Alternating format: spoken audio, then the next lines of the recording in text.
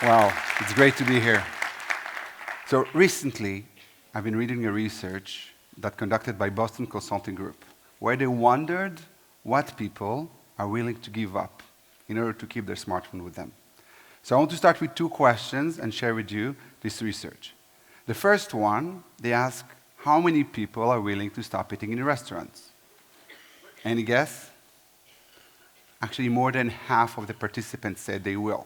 In my opinion, not such a big giveaway because people do it every time. When they want to save money, or they are like me, young parents, they cannot find babysitter, they don't go to a restaurant. But then they came up with this question.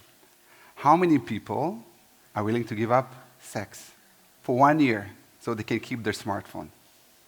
Any guesses? More than a third of the participants said they will. And we're talking on a research that's done on 1,000 people in the US. More than a third said they will. So definitely, they won't say the same answer for this kind of phone, right? So something is totally changed in the way that we feel, and the way that we act, and the way that we hold these devices.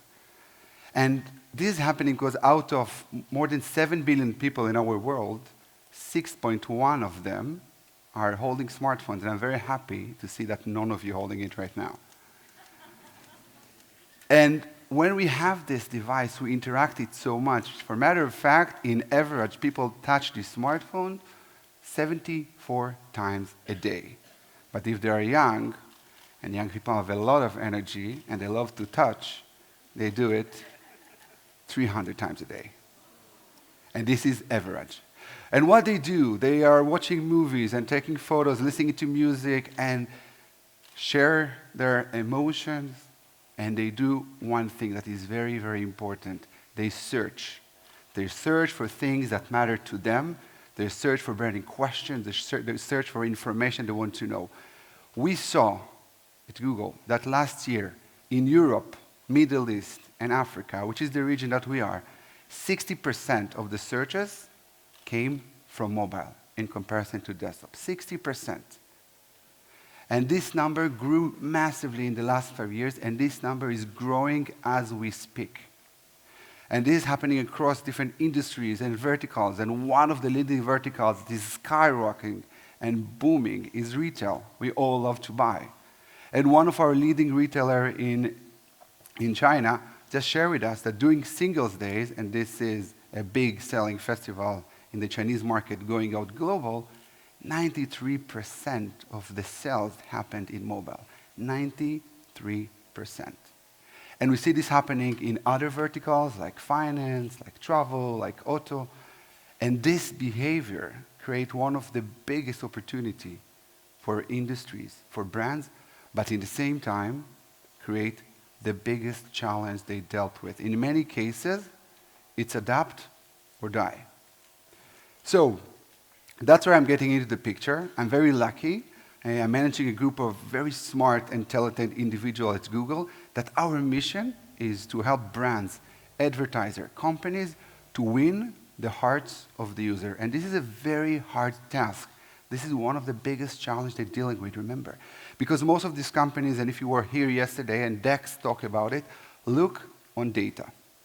Data for them is the king. Data for them is the source of what is going on. They look on the people that get into the website, clicking here, clicking there, what they do, where they go, when they leave.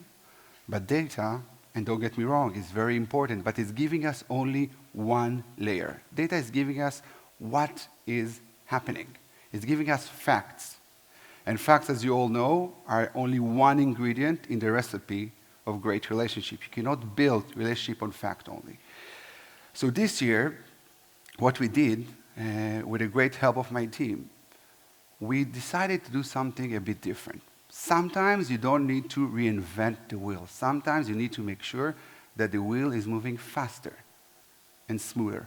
And we want to expose the companies and the brands that we work with through user experience. And user experience has been here for many, many, many years. But we decided to do something different. We decided to show the management team, the CEO and the CTO and the CMO, the guys that never interact with this kind of things, with user testing. We want to give them the opportunity to see users with their own eyes, to experience firsthand what users are actually seeing, what makes them happy, what makes them sad, what makes them bang on the table and user doing it when they get upset on user testing. So we built them a space. We call it a mobile lab. When you brought them in and you brought users and we gave them the opportunity to watch emotions in real time. And the beauty on this is user testing giving you another layer. It's giving you the reason why things are happening.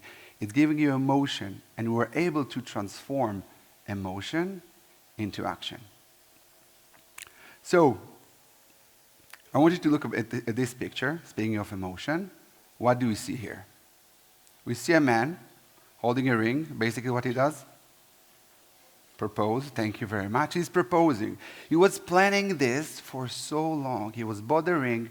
Hopefully the restaurant there are expensive enough. There is a good wine. There is a good atmosphere. And he was planning what to say. He was rehearsing like I rehearsed for this talk. He was rehearsing what to say.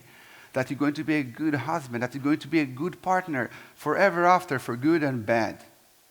And the woman on the picture, she's there waiting.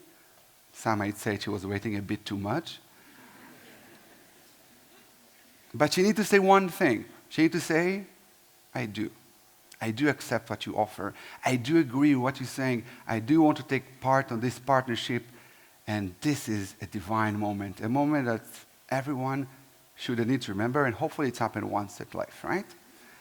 In reality, this moment happened 1,000,000 times a day on a different interface.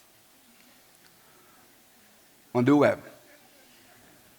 When you're actually going and you're meeting a website for the first time, the company or the brand that built the website, they rehearse so much. They work around the clock to build something they think it's good. They think that can promise you forever after. They think that their brand is the good thing for you. And on the other side, we got the user that need to say, I do. I do want to sign up. I do want to buy this product. I do want to commit. But the users, and when I'm saying user, it's all of us, we have one big challenge. It's called attention span. So there is no better picture to talk about attention span with, this goldfish can show us what it is. So attention span of a goldfish is around 9 seconds. Which means after 9 seconds, bam, he forgets. They move forward. As human, our online attention span, back in 2000, where we have big screen, computer, desktop, no mobile that can enable us to kind of like go into the web, very slow internet. For some of you, back in this time, you remember the funny sounds when you were dialing to the internet. People were waiting. They were willing to wait for site to load. So their online attention span was 12 seconds. They are looking at the screen, they're happy with this, everything is cool. Moving forward, 13 years, online attention span went down around 35% to 8 seconds. Why? Smartphones are around, fast internet is around, 2-minute screen, tablet, laptop, desktop, all of this, we are losing our attention. We become a bit digital ADHD in a way. Today, our online attention span is 3 to 5 seconds. What does it mean? That we all have 3 to 5 seconds to say, I do. Because if we won't say I do, that's what's going to happen. We're going to move to the next date or to the next brand. That is happening. And this is such a huge challenge for companies and for brands that we're talking with.